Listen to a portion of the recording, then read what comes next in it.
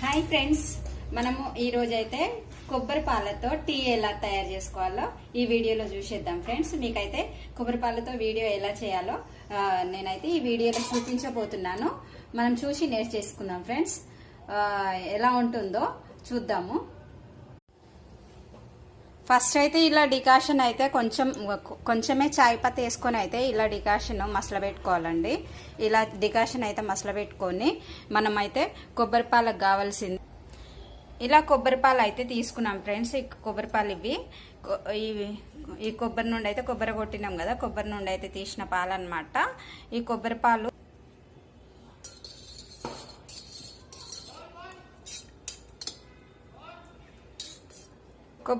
ఇలా చిక్కగా తీసుకోవాలండి. ఎలా ఉంటుందో అయితే చూద్దాం ఇప్పుడు. ఇలా డికాషన్ మరిగిపోయినాక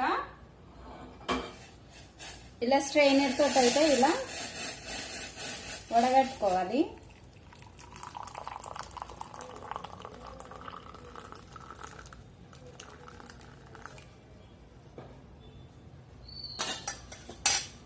టీ పొడి అయితే లైట్ గా వేయాలండి, ఎక్కువ వేయకూడదు.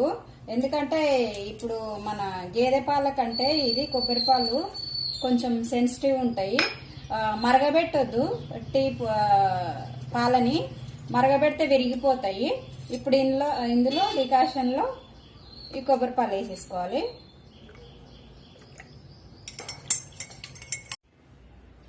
ఇలా కొబ్బరి పాల టీ అయితే రెడీ అయిపోయిందండి.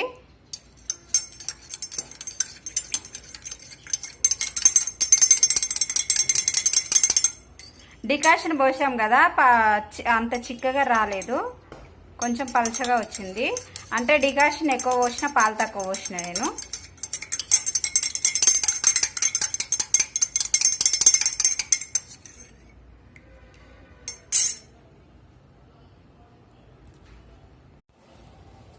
ఇదైతే ఇప్పుడు ఎలా ఉందో తాగుదాము, టేస్ట్ చేసి అయితే చూద్దాము.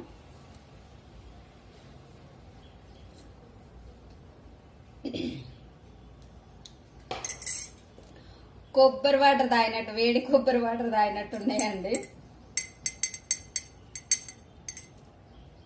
కొంచెం కొబ్బరి వాటరు మిక్సింగ్, కానీ కొబ్బరి అని తెలుస్తుంది. బాగుంది, టేస్ట్ అయితే బాగుందండి. కొబ్బరి నచ్చే వాళ్ళకి ఈ టీ నచ్చుతుంది. కొబ్బరిగా ఎక్కువ ఇష్టంగా తినే వాళ్ళకైతే ఈ టీ నచ్చుతుంది. కొబ్బరి ఇష్టం లేని వాళ్ళకైతే నేను చెప్పలేను. ఎవరైనా గేదె మిల్క్ తాగలేని వాళ్ళు ఇలా చేసుకొని అయితే తాగే